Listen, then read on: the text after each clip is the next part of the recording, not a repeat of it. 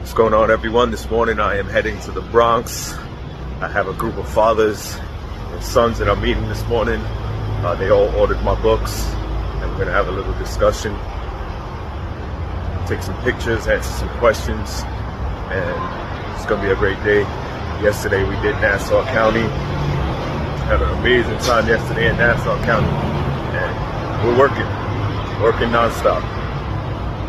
Also, don't forget, Saturday, November 15th, we have the Young Men's Summit, from 2 p.m. to 5 p.m.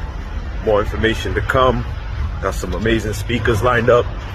We're not forgetting our young men. That's the reason that we're starting this day one. We're not leaving our young men behind. So, Saturday, November 15th, 2 p.m. to 5 p.m., absolutely free.